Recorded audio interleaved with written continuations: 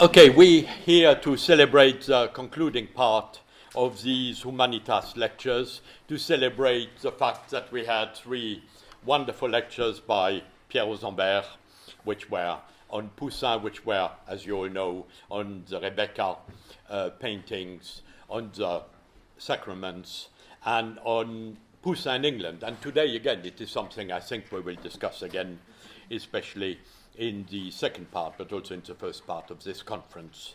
I mean, I would like to remind you that the Humanitas lecture is a series of visiting professorships in Cambridge, which were created by Lord Weidenfeld and which are managed by the Institute for Strategic Dialogue and by Crash. In art history, of course, the Department of History of Art, which I represent here, is involved, and it is sponsored generously by Mr. J E Safra. This conference today will have 2 sections. Tea break in the middle, as you can see in front of you. The form will be the following. There will be the talks themselves, and then there will be a response by Professor Rosenberg, and then there will be questions to the audience, and then we'll go to the next talk. And so the second session will be similar, except that at the end we will have an overall kind of not a table ronde, but an overall discussion of the problems discussed. So we'll discuss individually after the individual lectures and have a general discussion at the end. So as you can see, the first of these talks today is given by Nicolas Milovanovic and Mickaël Szanto, and they will speak about Poussin, painter, and Christian painter. And Nicolas Milovanovic is chief curator at the Louvre Museum and especially in charge of the 17th century French paintings. And before that, he was keeper at the Château de Versailles. I mean, he has widely published and done exhibitions. And Mickaël Szanto is maître de conférence at the Sorbonne in Paris and part of the Centre André Chastel. And he has worked and done research on the commerce of art, especially painting in 17th century Paris. Is a specialist of the history of collection and of the art market. And in fact, they will do a joint paper, and I think it is Nicolas who will be the first one to speak. Yes. So that, I mean, the next 2 speakers are one talk. So.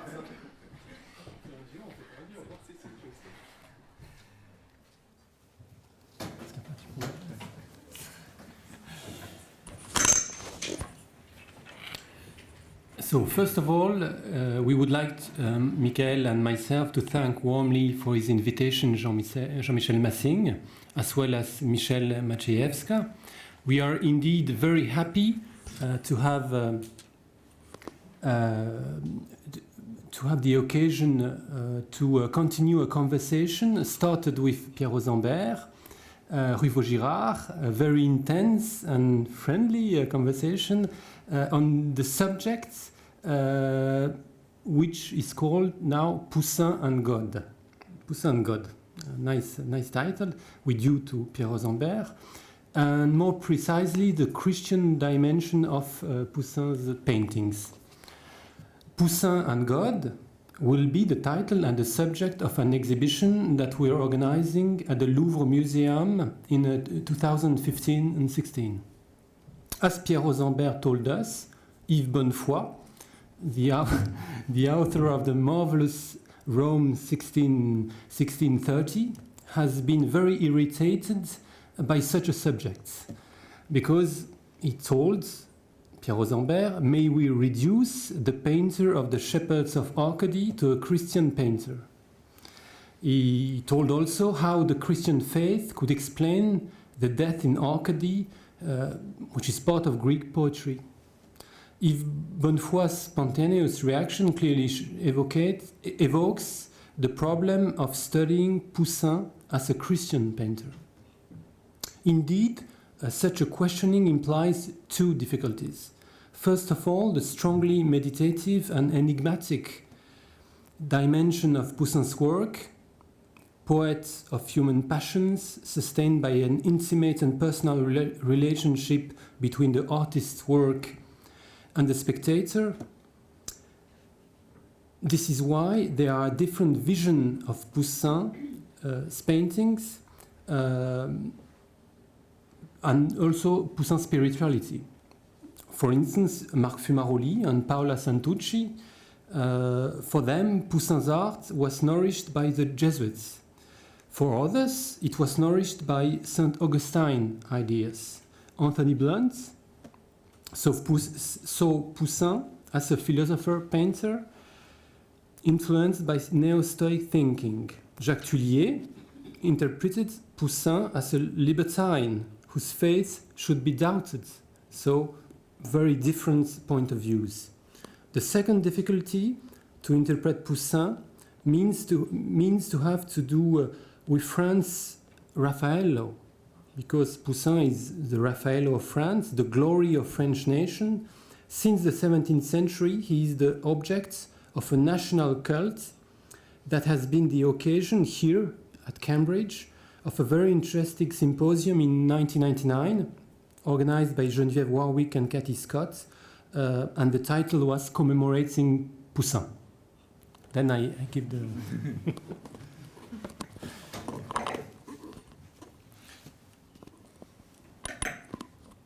So, it is obvious that questioning Nicolas Poussin's status, philosophical painter or Christian painter, is polemical in France. Polemical for its emotional implications, polemical for its ideological implications. Indeed, since the 18th century, it is clear that Nicolas Poussin, the painter of the human passions, the learned painter, became the painter of the gens d'esprit, people of wit. It is a leitmotif of the 18th century literature. And by the end of the 18th century, during the Revolution, Nicolas Poussin became the epitome of the philosophical painter, the painter of philosophy. This means that when questioning the Christian dimension of Poussin's art, one inevitably damages the Poussin's reception as painter-philosopher, the glory of a French secular republic. But more so, this question today has the negative capacity of bringing alive, once again, the monopolizing of Poussin's art by Catholicism. Because Poussin became, it's an important point, became in the 19th century, this point is quite unknown, the painter of Christian spirituality. I think that the Catholic takeover bid, the OPA, and on Poussin during the 19th century complicates any new Christian reading today of the work of Poussin. To underline this particular aspect, I would like to focus on two events that have marked Poussin's French reception in the 19th century. First of all, the inauguration of Nicolas Poussin's statue in the André, the city where he was born. Yeah, here you have the slide. The inauguration took place on the 15th of June 1851. This statue has been destroyed during the war.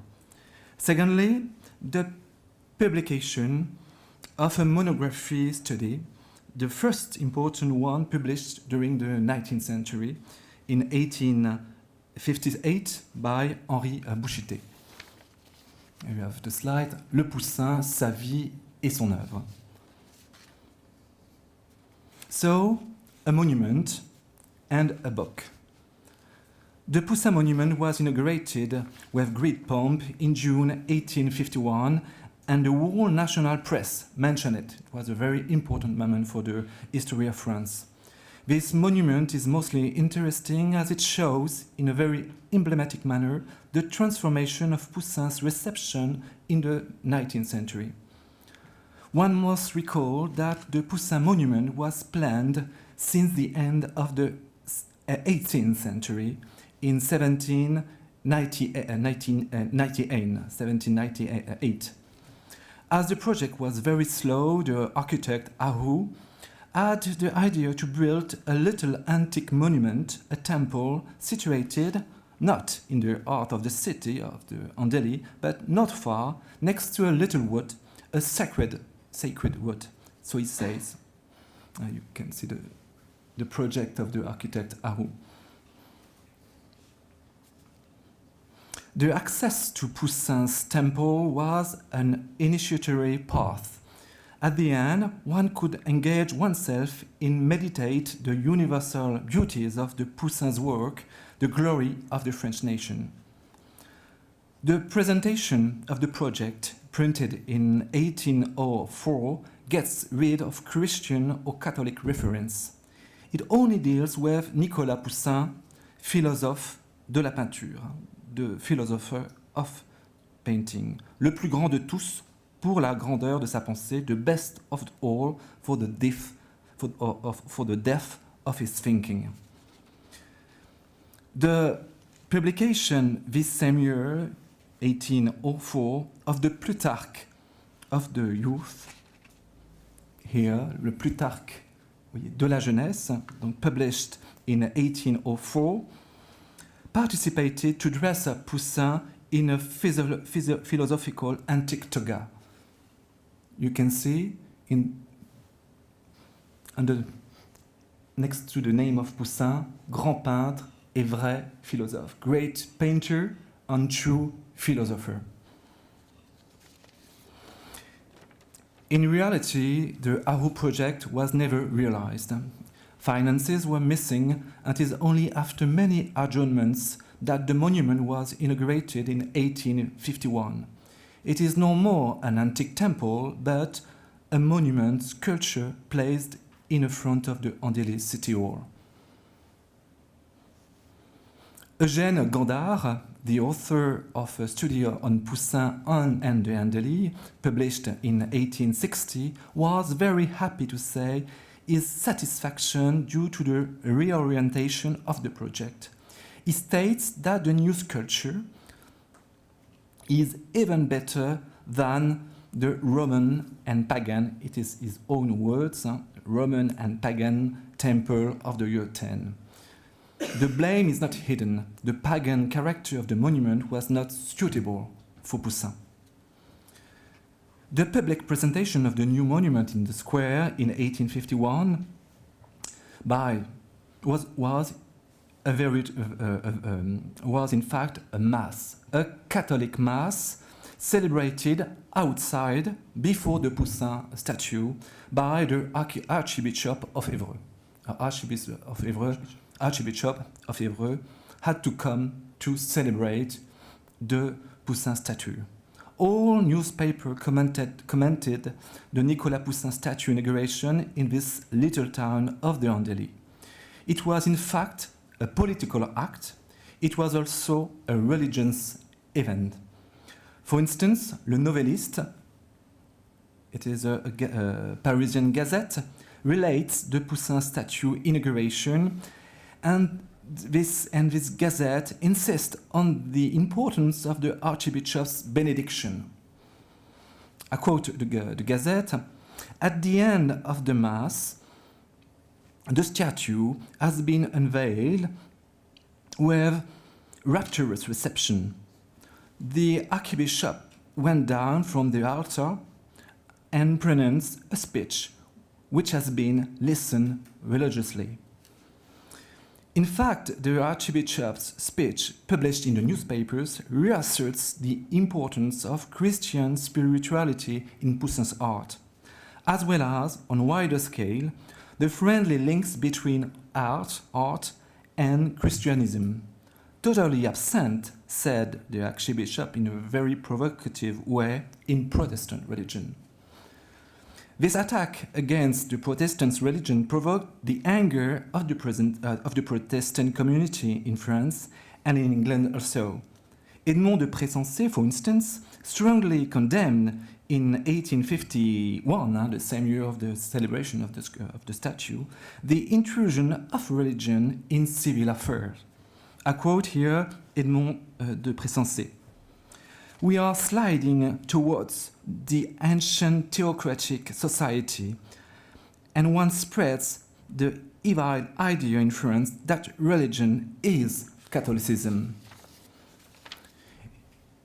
Is that, I quote the author, is that not what we should be thinking when, for example, we see an archbishop preaching during the elevation of the statue of Poussin and attacking in his discourse the religious minority and fighting against Protestantism under the flag of the state religion? By the inauguration's Poussin statue that became a Catholic mass under the auspices of the Archbishop of Évreux reveals a dangerous mixture between the secular and the religion. It also shows the appropriation of the philosopher of the painting in favor of Catholic spirituality. Louis Bouchet's book, published in 1858, one of the main and very rare monographic books written on the artists during the 19th century, again participates to this religious movement. For many regards, Bouchet's book, here. For many regards, Bouchet's book follows the Christian spiritualism defended by Victor Cousin, a very important figure of the French history. Victor Cousin, here, one of the father of French philosophy and one of the promoter of the teaching of philosophy at school. For Victor Cousin, as he writes in his famous book, the famous book of Victor Cousin is Du vrai, du beau et du bien, the very, very famous book in the French culture during the 19th century. Victor Cousin writes, Poussin is unquestionably the philosopher of painting, but a Christian philosopher. Therefore, Victor Cousin regrets bitterly the disappearance of Poussin's masterworks in favor of England. He is desperate about the French taste for Flemish and Spanish paintings. And I quote here Victor Cousin, "What's these paintings in front of the serious and powerful composition as the Seven Sacraments, for instance? This deep representation of the Christian rituals, works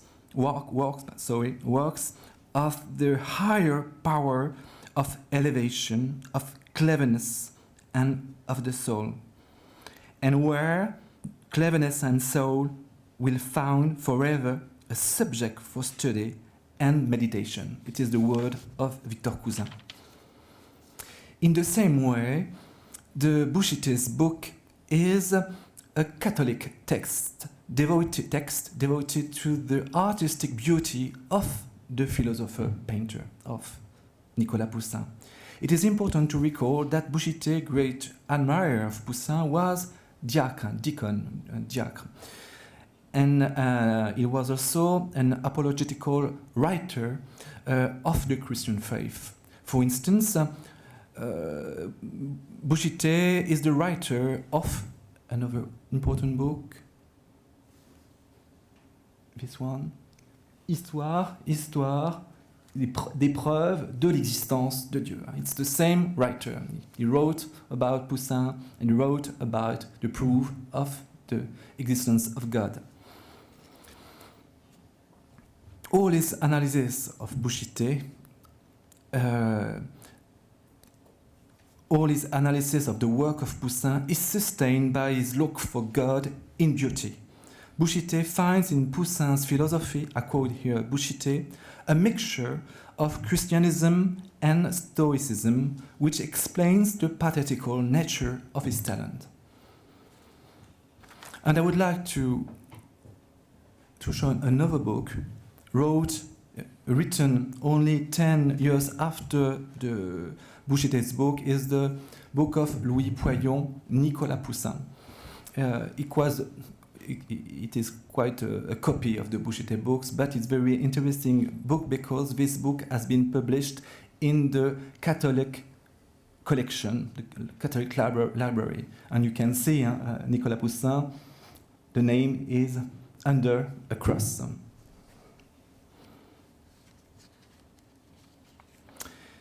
So to conclude, I think it was important to recall this particular aspect of the Poussin's reception in the 19th century. The spiritualism of Victor Cousin, the great Mass of 1851 in the André, the Boucheté book, all contribute to build Poussin as a Catholic philosopher. In front of this chape de plomb catholique, we can say this Catholic lead weight, it was difficult but important to French Republic to find a way to recapture Nicolas Poussin glory of French nation. I think that the most important work in this recovery of Poussin philosopher is due to not a French writer, but to an English writer, is Antony Blunt. I think his work is very important for the conception Poussin as philosopher. The work of Blunt is a salvatory work, but we think with Nicolas that now it is time to put a little bit salt, Catholic salt, on the Poussin work to be better understood today. Not the 19th century salt, but the 17th century salt. It is what we would try to do with the exhibition, and I let Nicolas present you very briefly, the exhibition. So very briefly, to finish, we would like to present you the three main points of the Poussin and God exhibition. We have been discussing at length with Pierre Rosenberg. First, we wish to show that Nicolas Poussin was a painter closely related with the Counter-Reformation. That's important. He painted for St. Peter's in Rome, for the Jesuits in Paris, here the Miracle of St. Francis. His subjects strongly depend on changes due to Counter-Reformation, listed by Émile Malle 80 years ago in a famous book. Poussin painted also many subjects stressing the importance of the Virgin, like those showed by Pierre Rosenberg in this first lecture. So you have seen these slides. The Death of the Virgin, recently rediscovered in Belgium. The San Francisca Romana, recently acquired by the Louvre. For the Holy Families themselves, we wish to propose a typological study. One of the most important is the one painted for Szanto, now in the Hermitage Museum in Russia. We will focus on Szanto's collection, which comprised also, and that's most important, the second series of the Seven Sacraments. That was the subject of the second lecture by Pierre Rosenberg. I show you very briefly the painting here, and the same subject, Extreme Unctions in Edinburgh. And I should insist on the fact that the Seven Sacraments were one of the major dissensions between Catholics and Protestants in the 17th century. The second thing we wish to insist on is the originality of Poussin's sacred and profane paintings on themes of God's providence and human fortune. Both, we think, with Mickaël, closely linked, even, we are convinced, intertwined. We think providence is the hidden meaning of the Eliezer painting, subject of the first lecture by Pierre Rosenberg. Pierre Rosenberg insisted on providence and grace being the deep signification of the painting. So I quote with not very precisely, but that was the meaning, I think. But Pierre Rosenberg told us that the globe on the right, you see here, there are many interpretations, and he told about the interpretation as a millennium. We think with Mickaël that it could also be understood as the globe of human fortune, because that's a symbol very well known. This globe is usually swiftly moving, but here the globe is changed in stone, put to a halt. So fortune being transformed into providence, human destiny being forever fixed by God. The link between providence and fortune permits, we think, to link sacred and profane paintings on the subjects of life and death. So we wish to connect several paintings. I give you just two examples very quickly. The Rescue of Moses, very nice painting at the Louvre, painted for Pointel. Rescue of Moses with the Rescue of Pyrrhus, profane subjects. As well, for the death of Sapphira in the Louvre, and may be connected to the death of Eurydice, also at the Louvre. So that in order to better understand the art of Poussin, one should not separate too strictly sacred and profane paintings. So we wish in our exhibition to present not only sacred paintings, but also quite several profane ones. And then, to conclude,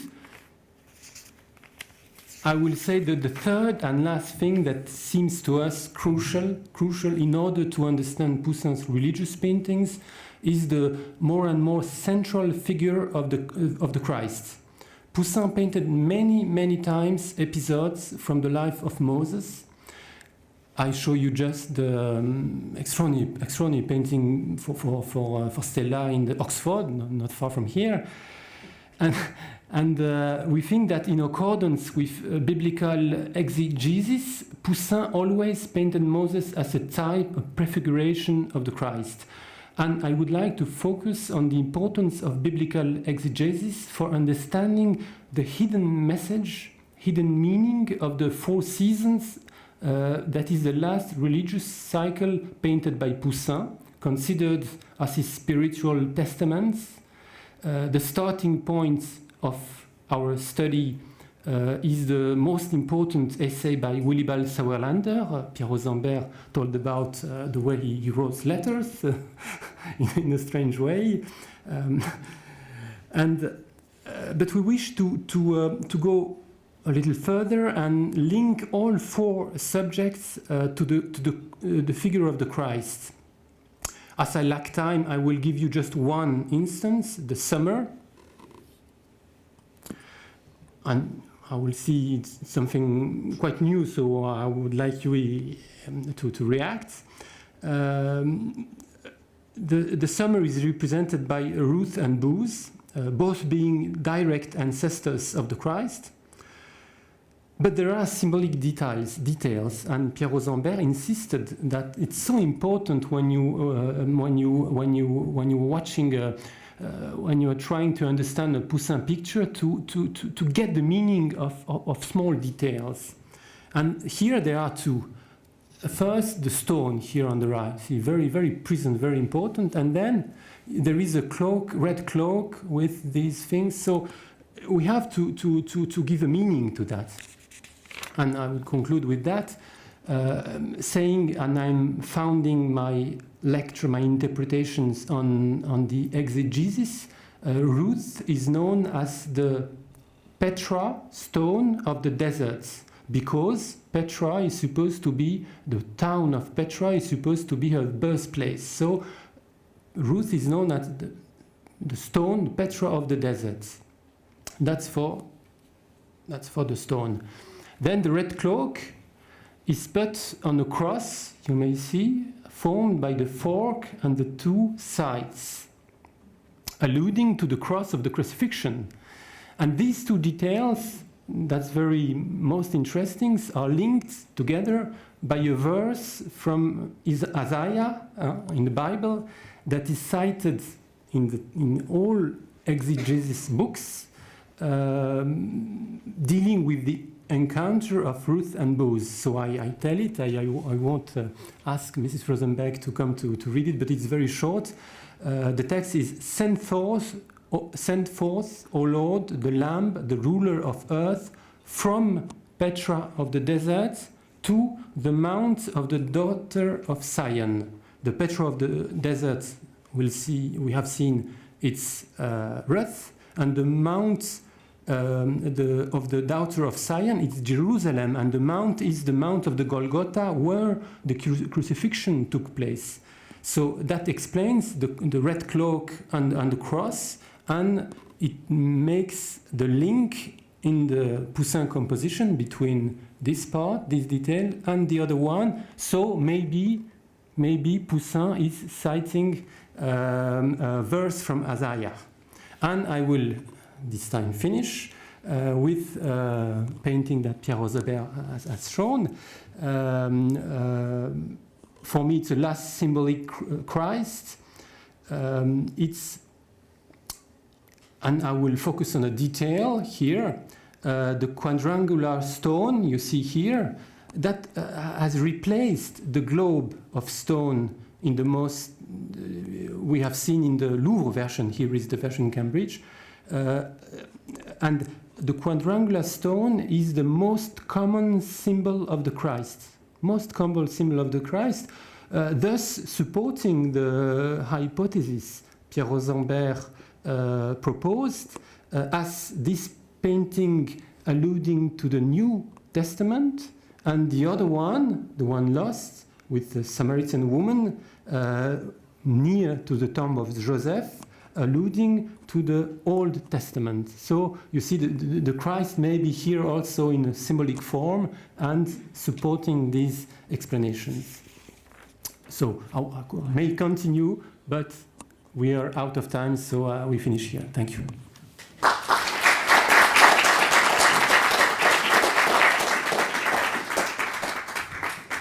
Rosenberg, I'm sure you will want to add something to that. Of course. Should I be here? Or yes, here? Of course, come here. Come here. Okay. Okay. Can I have the first slide? When they spoke about Poussin and God, I thought it was about you.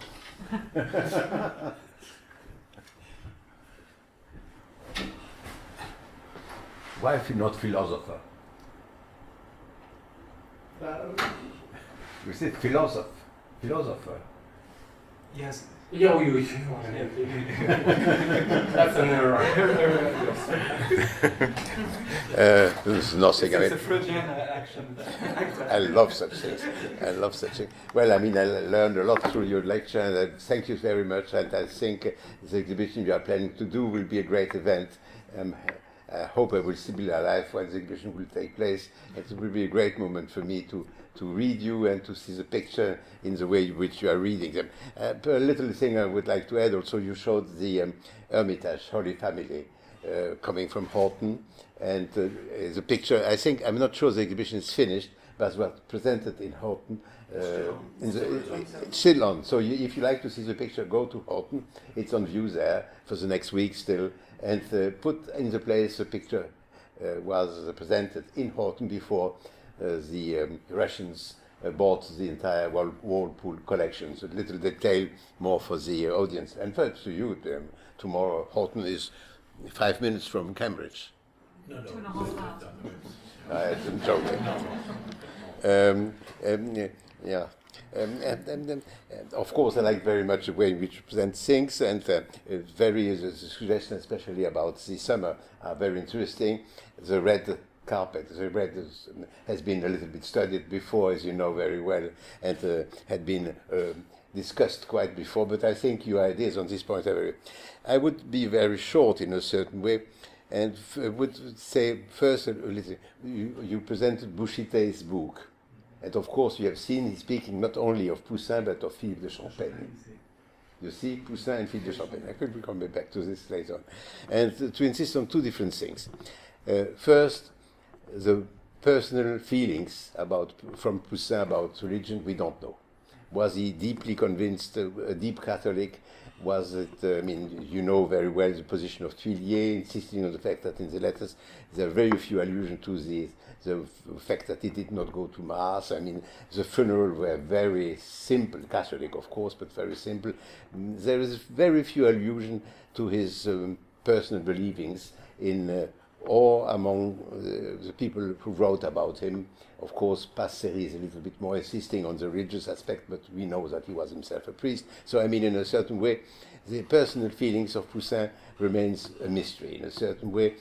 A mystery which is not so much of a surprise, knowing the pudicity, I mean, the fact that Poussin was never really willing to speak of himself. Clearly, he thought his private life was his private life, and that it had nothing to do with the public life, etc. So, in a way, the personal feelings of Poussin remains an open question, and I hope you will have a solution to offer to us in 2 years. It would be very nice to know more about all of this.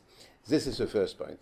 The second point is his pictures, and in fact, I find quite interesting that Bouchité wrote on both Philippe de Champaigne and about Poussin, because it's for me absolutely clear that Philippe de Champaigne is a very Catholic painter, and I mean he's deeply Catholic and a great artist. I'm not trying to diminish his greatness, and a man very much convinced himself about religion.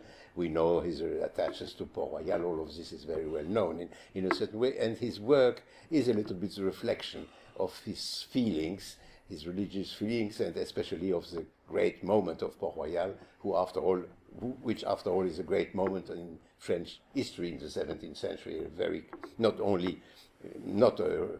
the point of view of pictures, but on the point of view of thinking. I mean, Port-Royal has been to take he did not know, and Poussin did not know things about Port-Royal, but in the history of French 17th century art and French history, Port-Royal has to be taken into account. So, on the point of view of Philippe de Champaigne, I feel absolutely a religious painter. I think in the case of Poussin, in spite of everything you said about the connections between the allusion to the New Testament in the picture of the Old Testament, in spite of the fact that there are Catholic Christians' allusions in his profane pictures, which are absolutely sure and very important to insist on them, in spite of this, he is in a certain way overcoming his religious feeling.